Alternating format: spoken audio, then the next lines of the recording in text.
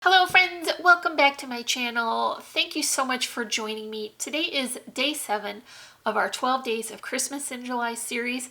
If you're just joining in, I will leave a link in the description below so you can check out the first 6 days. So for today, we're creating this very fun and festive banner with one of my favorite Carta Bella collections. So I've been making banners for a really long time and it has always been one of my favorite craft activities. I love that you can adjust them for the season or for whatever size you need and layer on as little or as much of the fun embellishments as you like. And you all know I like a lot of layering, so we'll do that today. We're creating this 3-section banner with tags and jingle bells, so stick with me and we will make this together. Here's the collection I'm working with today. This is Christmas Delivery from Carta Bella. This isn't the newest collection, but I was able to find it easily, so I am picking up my second set of this. I've already been through one whole set, and I loved it so much. I really love the classic, traditional Christmas patterns and colors. It has multiple plaids, buffalo plaid, tartans, has wood grain, and there are quite a few really sweet little cut apart journal cards in the 3x4 and 4x6 size. They also have 2 sticker sheets in this pack. So you're gonna get an alphabet along with lots of smaller holiday images. So that is perfect. It goes a long way.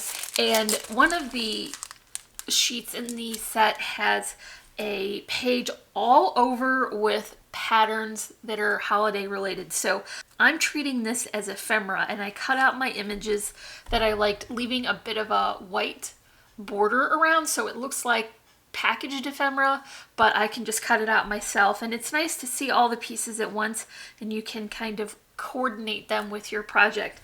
Also in this collection is a border strip, and that's where I found the little delivery trucks for my banner. So that would have been down here, and there were 5. So I clipped out the 3 that I thought worked best for my banner.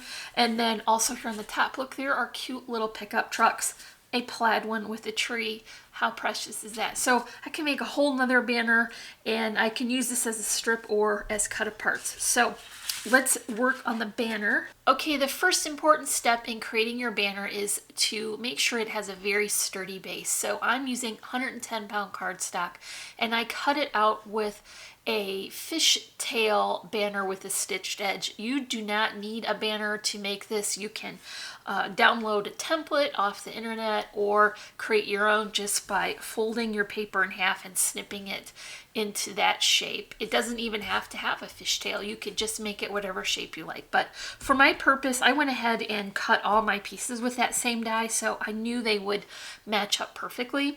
So I want to add the back first, and I cut a piece of coordinating pattern paper. This wasn't from the collection. It's on the back, so as long as it's covered and coordinates, it doesn't have to be from the collection. So now I'll turn that over and work on the front. Here is my first pattern. It is a beautiful wood grain, and I'm just gonna line that up there. And so I want to add a raised section next.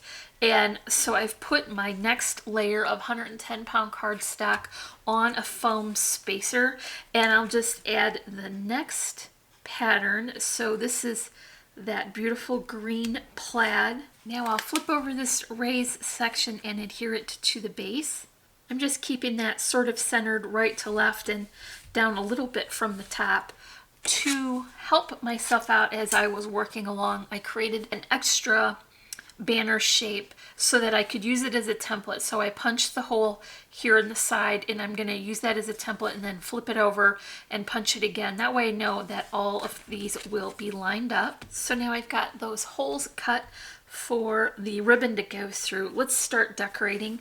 I've got a very sweet little die cut doily here. It's cut from a crisp white cardstock so that it breaks up a little bit of those busy patterns and lightens up the front of this banner section. Then I've got a circle here that I die cut from the B side of the plaid paper, so I know that will coordinate really well, and that will be added with foam spacers. So here's another layer of dimension. And then I've got my oh so sweet little delivery truck, and I picked red because that would be a little easier to see on that green background.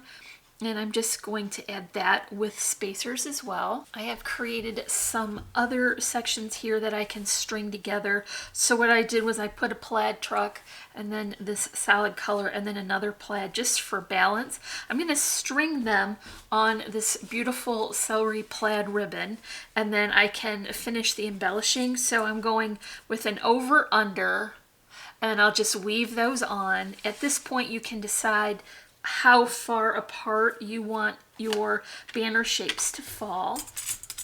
So I'll just roll up that ribbon and put it down into those holes, and then weave it around and pull it back from the other side so that all of the bulk of the ribbon will stay in the back of the banner section. Make sure when you've got your banner sections strung on to leave enough room on either side of this beautiful ribbon. You do want a generous amount so that you have enough to attach it if you're going to put it on a mantle or hang it in a display where you need to reach a long distance. So make sure that you've got a generous length of your trim, and then also consider how far apart you want your banner sections, because we're going to add these fun little extra tags with some stickers from these sticker sheets. So there's got to be enough room between them for this to fall. So I'll just scooch these out and give this side a little measure as well so that I don't wind up with these too close. Okay, here are my flower arrangements I've created. There are 3, one for each banner section, and I have 2 that have a little bit more curve, and they will go on the outside. So the one on the right obviously will curve that way, and then the one on the left, so that kind of gives it a nice finished edge there. And then the one in the center is created with a little bit less curve, and it'll just go at the bottom of this last truck. I also added some stars that are die cut from glitter paper. So these are just my Spellbinders poinsettias that I created and then finished with some stamens from Really Reasonable Ribbons. So this has a lot of detail. There's some die cut foliage and some loopy twine bows, but it's kind of a compact smaller arrangement, and that fits nicely on this banner shape. I do like to make all of my floral arrangements off projects so that I can be sure that I've got everything spaced out just exactly how I want, and I can fit everything on that I want to and not cover up too much of my focal images. Okay, here's those tags I mentioned before. I've prepared a few of them here, and I just used a small tag die to create this tag shape with a stitched edge, and then I added the postage stamp images that were part of that cut apart sheet, and I've also added a layer of that 110-pound cardstock just to make sure that it will be nice and sturdy and hold its shape. So I want to bring those in here, and then here's my last one. I'm just going to go ahead and finish it off. I put that stamp on with more of the foam adhesive so that it will have a little extra dimension. And the way to put these on, I think, is to wind a little bit of twine and then work it through the back of the tag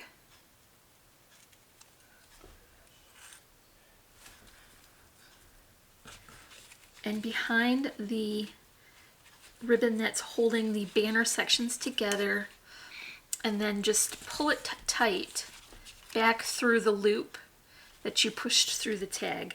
So now I can get that nice and tight on there, and I can finish this off with a bow. So for each of my banner sections, I created a loopy bow here with a second bow on top and some jingle bells, because that makes it even more festive. And that will finish off the top and hold that twine in place, so this tag will be nice and secure. You can come back through and clip off that excess twine just finish these tags on the top. Okay, here is my banner with all the sections and tags in place and topped with those extra festive poofy bows with jingle bells. So that is all for day 7. If you enjoyed this project, make sure you come back tomorrow for day 8. Leave me a comment and a thumbs up. And if you're not already, I would love for you to subscribe. As always, I'm wishing you a happy and productive day, and I thank you so much for watching. Bye!